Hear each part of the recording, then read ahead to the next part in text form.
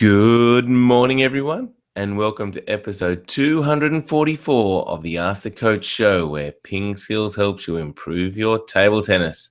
Today, we have some big news. Ma Long can be beaten. We'll discuss that and more results as we review the Kuwait Open. We'll also talk about speed cubing, Arnold Schwarzenegger, plus we answer your table tennis questions. I'm Jeff Plum, and as always, Super Coach Alois Rosario is here with me. Welcome, Alois. Oh, thank you, Jeff. And yes, a new week, and we had a big weekend here in Melbourne. It was a big weekend, wasn't it? Yes, because you know what was on in Alois? The Arnold Schwarzenegger Classic. Oh, really? Right. Yes, I was really. thinking more. I was thinking more. It was the Formula One Grand Prix.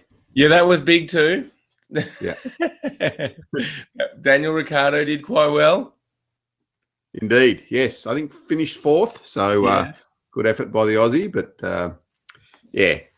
Good result and a big crash in the Grand Prix for anyone who didn't see it. They had to stop the race. Yeah.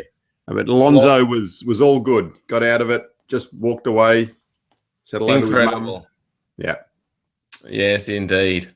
So yes, now Alois, normally you associate Arnold Schwarzenegger Classic with, bodybuilding, powerlifting, lots of supplements, and all of that was there at the Arnold Schwarzenegger Classic, but also there was darts, chess, and speed cubing.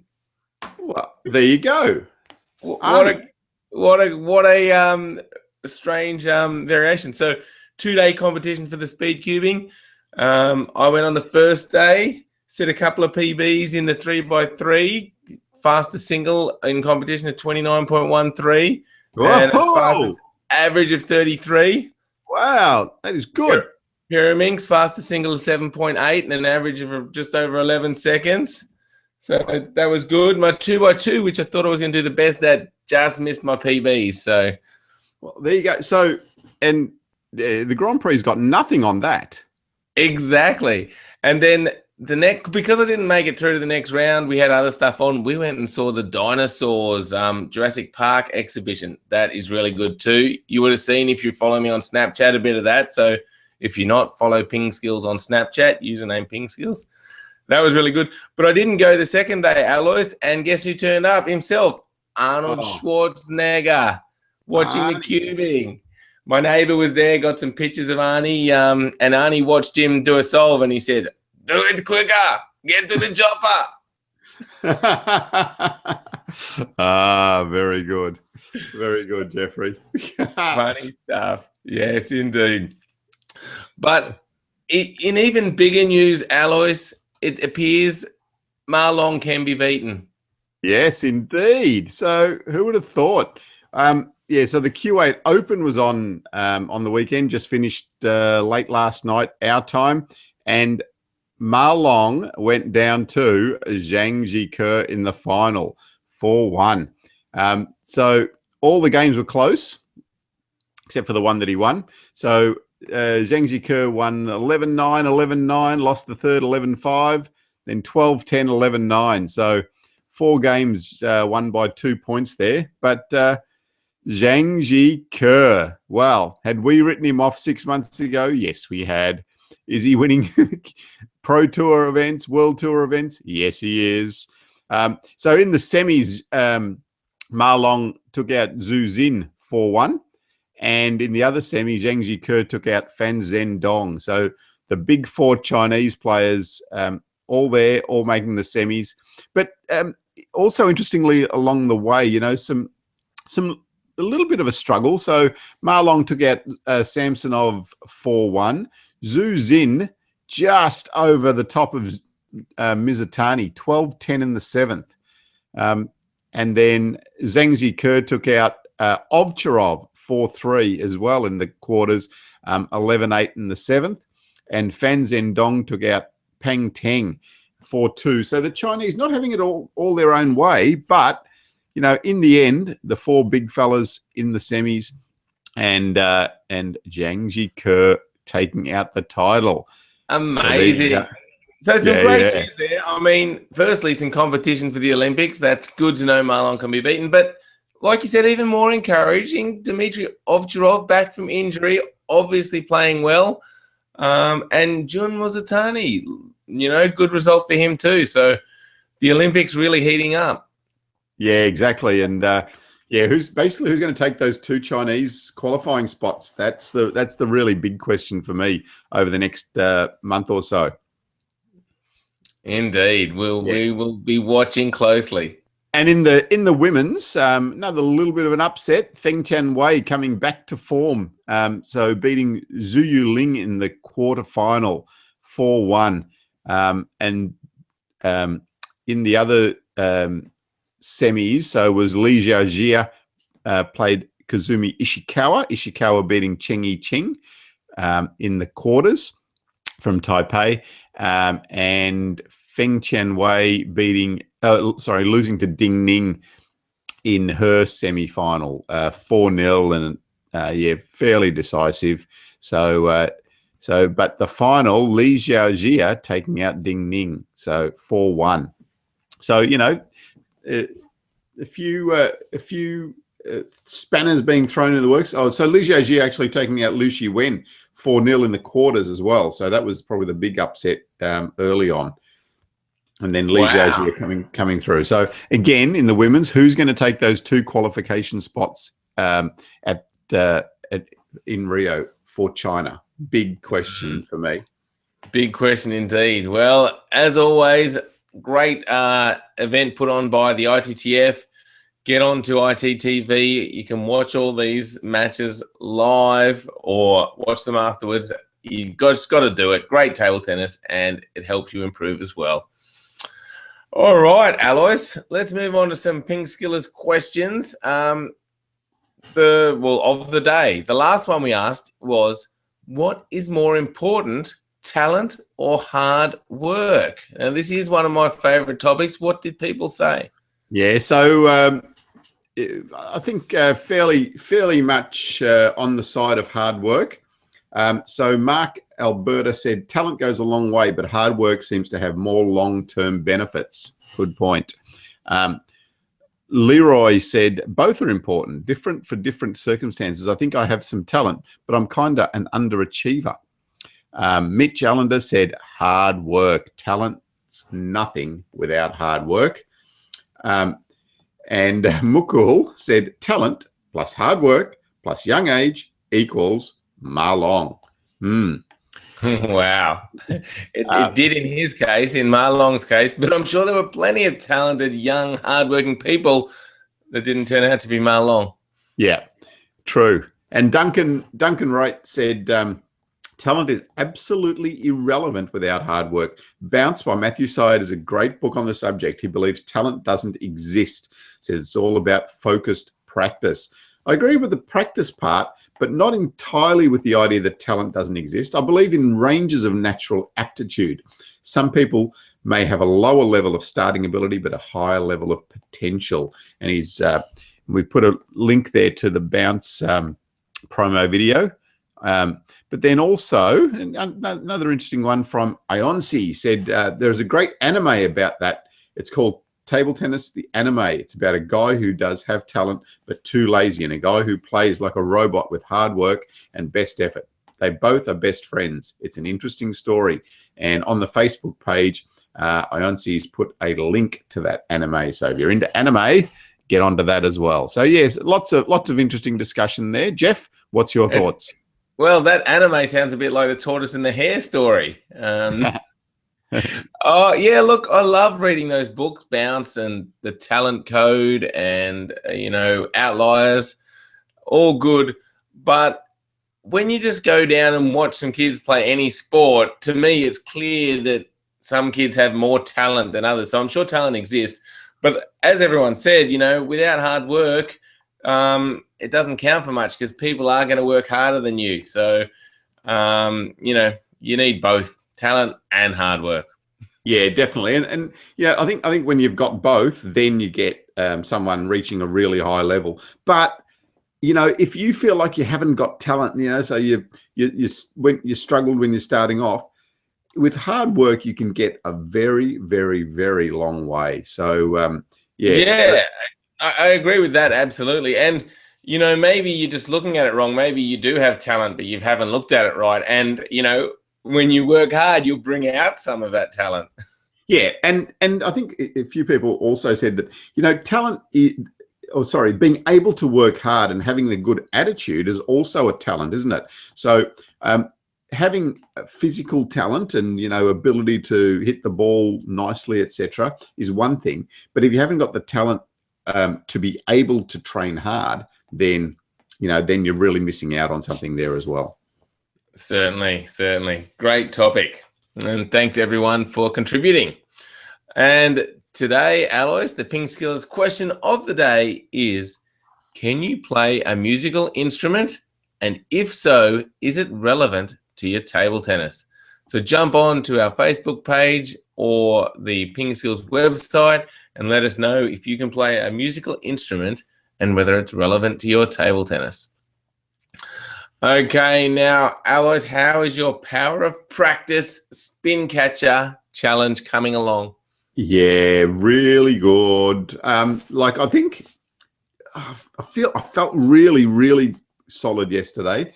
I felt like I could catch the ball whenever I wanted. So I was watching the Grand Prix while I was doing yesterday's spin catcher challenge. So, there was, lots happening in the background as well. So take a look at that one. But so I felt like I'm really starting to get the feel of it. So yeah, again, interesting over the next 10 days where I can go with it. So was it just like just the cumulative practice that's got you to where you are? Or was it like a breakthrough moment where you thought, aha, that's it? No, I still don't feel like that's it. I still don't feel like, just give me a bat and a ball and I'll go bang, bang, and I'll be able to catch it straight away. But yeah, it's been a pretty gradual increase. And as you would have seen if you're following the story, so there's been a lot of ups and downs in that progress too. So, I feel like I've gone from here to here, but I remember a couple of days there where I felt, oh man, it just felt terrible. So yeah, couldn't control the ball at all. So, I think it's just that cumulative, 5 minutes a day. So what have I've done 20 days, so 100 minutes now. So 100 minutes of practice on the same skill. And I do need to just check roughly how many times I do that skill within that 5 minutes. So, over that time, practicing that skill regularly, it's definitely improved a lot. It does look like quite a complex skill because there's a lot of spin involved. You got to get the ball just finely. Looks quite complex. The table tap for me at the start was very difficult because you're working with small distances and you're used to hitting the ball quite hard. So at first you're just missing the table because you're hitting it too hard. And it was kind of like as soon as you could just hit the ball softly and just with a bit more control, it sort of switched it around, and it happened sort of pretty quickly that skill evolved, and I was able to start getting a lot more numbers on there, and then you just kind of build from there and get better and better. So that was interesting. And so your longest rally is about 4 minutes 10, Jeff. So that's 4 minutes 10. Yeah, I must admit, Alois, this weekend with the whole speed cubing and then the Grand Prix and the thing, I was a bit slack. So didn't get any practice in over the weekend. Oh, Jeffrey, well, you better get back to it Monday. Exactly. I'll get back to it Monday. I got to get the 5 minute rally. I think it's possible. I think that is just more about focus. I mean, it's hard to concentrate for 5 minutes straight. Like in table tennis, you get, you play a point, then you get a bit of a break. Play a point, get a bit of a break. It's not like you have to concentrate for 5 minutes straight. So, and it'll be really interesting, Jeff, going back to it now after that 2-day break. What your skill is like. Has it gone down significantly? Has it increased because you're fresher? So let's watch out for the 21st of March entry for Jeff's table tapper. What will happen? Let's see. Which way will it go? Good question. All right. Well, let's move on to everybody's favorite segment, this day in history. Alois, what happened on the 21st of March? Yes, it's the birthday of James Tiberius Kirk, Jeffrey. Kirk. Don't know. Who's James Tiberius Kirk? If I gave you another clue that his birthday is in the year 2233. Kirk, from not Star Wars, but the other one. Star Trek. Correct. Captain Kirk. Captain Kirk's birthday, 21st of March, 2233. See, you confused me because that was this day in history, and I thought Kirk, and that did come to my mind, but I thought, no, that's in the future. Yeah, well, no, it's on this day, Jeffrey. That's what. Okay, well, I've been calling it this day in history, but good one. All right, Captain Kirk's birthday. Yes, that is indeed. Fantastic. Yeah, born in Iowa, apparently. Really? Yep. There you go. Love it. Yep. All righty. Well, I'm sure Captain Kirk would be pretty good at table tennis, and I wonder if he could answer some of these questions as well. Let's ask him in a few hundred years when he's born. Yes, 2233. But for now, you're going to have to answer the questions, Alois. Are you ready? Sure, we can do a lot of shows between now and 2233. We certainly can. All right, first question is from Hattem, who says, nothing frustrates me more than long pips, especially blockers. If I attack with spins, I find the ball landing either in the net or going outside. If I do not attack, they attack with snapshots and the ball comes back in a weird way. Can you help Hattem? Yeah, so the first thing, Hattem, is just to understand the effect of the long pimples, and that's really important. So what's happening is that if you're top spinning the ball into the pimples and they're blocking it, so it's going to come back with that little bit of backspin on the ball. So the more topspin you put on, the more backspin you're going to get back. So you need to either lift that next one or just push it back a bit higher. If you just try to play your normal topspin again, that next ball is going to go bang straight into the net. So just understanding that slight, or not slight, but quite different effect that the long pimple has compared to an inverted rubber is really important. Okay, so if I topspin the ball, it's going to come back with backspin. Yeah. And then if I backspin the ball, it's going to come back to you with a bit of topspin. So later in his question, he also said that, you know, when he's pushing to the long pimples, the ball's going up high, and that's exactly what will happen. So if you push the ball with backspin, it's going to hit the pimples. It's going to come out with some topspin. If you push that next one, it's like pushing it top. If I did this to you and you pushed it, the ball will go up high into the air. So that's what's happening, Adam. So my advice is always find someone with long pimples and try to play against it as much as you possibly can. It's just reprogramming the brain to understand what is happening on each ball. And it's not a mystery. It's not like one time it's going to do this and another time it's going to do that. It's a physical effect. So if you put topspin on it, it's going to come out with backspin. If you put backspin on it, it's going to come out with topspin, et cetera, et cetera. So just get the opportunity to play against it as much as you possibly can and gain that experience. Yeah, and one basic strategy you can use when you're first working with long pimples is to do one topspin, then the ball will come back with backspin, then you can push it, and then it'll come back with topspin, and then you can just sort of go over the top of it and topspin it. So just do one topspin, one push, and that will be easier. But that's just a starting strategy. Once you get better and you understand how the ball's coming back, you know what spins on the ball and you can play whatever shot you want. So yeah, as Alois said, get out there, find someone with long pimples and just practice, practice, practice. And we do have a video of this in our match strategy section. So I'll put a link in the show notes. So if you're interested, go to our PingSkills website, click on the blog link, and you'll find all the show notes for here, and you can watch that video. All right, next question is from Marson, who says, if a ball comes to me in quite an almost straight path, but then after impact kicks off strongly to the side, do you call it side spin or top spin? How do you call it? the ball coming circle sideways, but the path spin is north-south. That's a bit confusing, Alois. Can you simplify this all for us? Sure. So what Marston's talking about is that someone's doing a serve to you and it starts out coming straight to you, but then when it bounces on your side, it kicks off to the side. So the thing there is that it is a side spin serve. So the reason that it's coming straight to start off with is momentum. So because the opponents hit the ball forward, it's coming forward to you, but the ball's still spinning sideways as it's coming forward to you. When the ball slows down a little bit, then the side spin takes effect and kicks off sideways on the table. So the ball has a lot of side spin on it.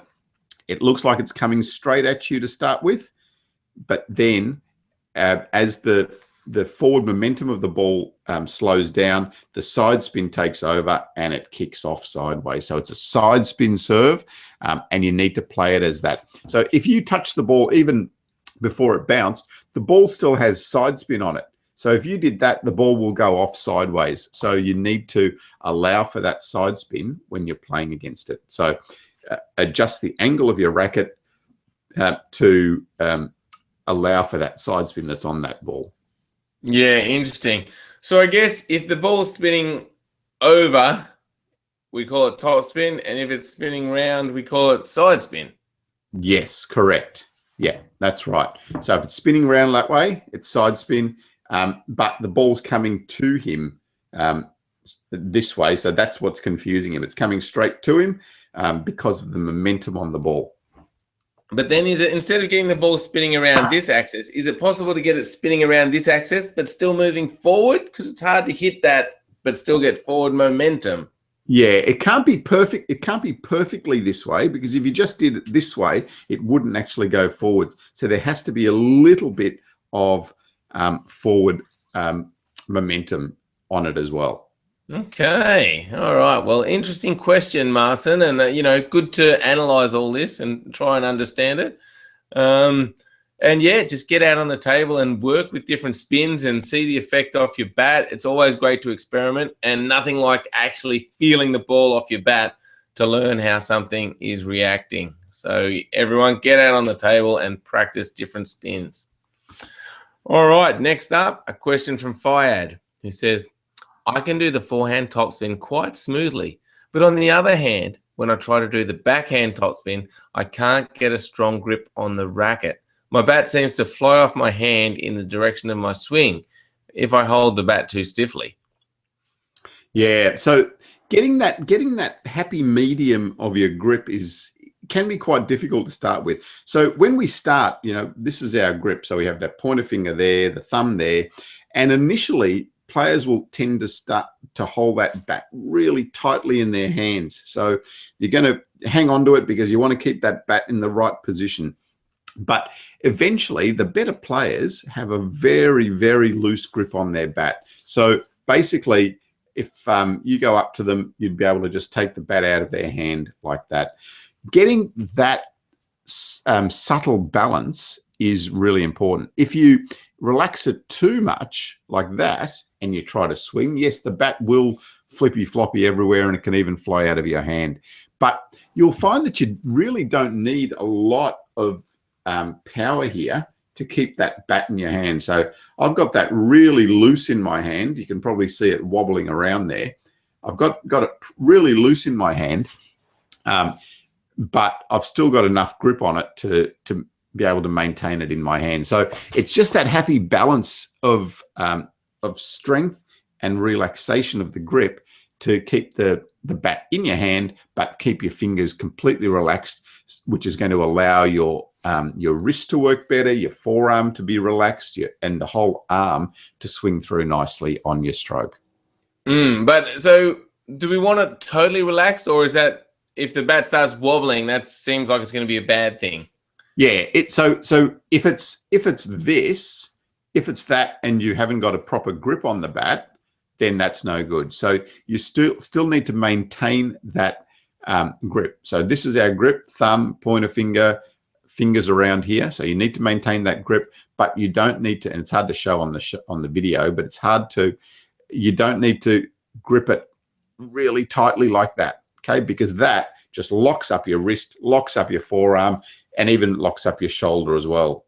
So I can feel that as soon as I tense there, there's a whole lot of tension going all the way through my arm. So keeping it relaxed, but maintaining the same grip is important as well. Okay, gotcha. So it seems like the biggest problem is most people will be holding the bat too tight. A few people might be holding it a bit too loose.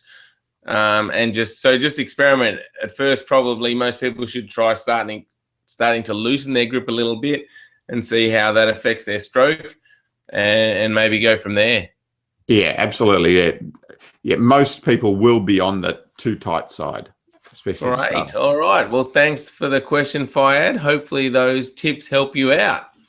Well, Alois, that wraps up show 244, a big show because we talked about a lot of things, including the Arnold Schwarzenegger Classic and the interesting cubing comp at that event, plus the Kuwait Open, lots of good stuff. If you like the show, make sure to go to pingskills.com and sign up for our free newsletter, because then you get lots of table tennis tips. Go to pingskills.com. Thank you, everybody, and thank you, Alois. Yeah, thanks, Jeffrey, and well done. 29.1. That's a huge solve. Yes, thank you. But still miles off. I didn't make the cut. I think I finished 70th out of 100 people. I've got to get a lot faster, man. So you know the answer, right, Jeff? 5 minutes of practice a day. You do it. That's it. You get onto it. You know what, Alois? I think in this case, these kids are practicing a lot more than 5 minutes a day. I think I'm going to need to up the practice if I'm going to get anywhere near these kids. A lot of them are solving it between the fastest on the day was about 7 seconds. Felix Zemdeg's speed cubing world champion. But a lot of the kids, are between 10 and 20 seconds. A lot of them. I need a lot of practice. Yeah. All right. Thanks for watching, everyone. And we will see you again tomorrow. Enjoy your table tennis. Bye.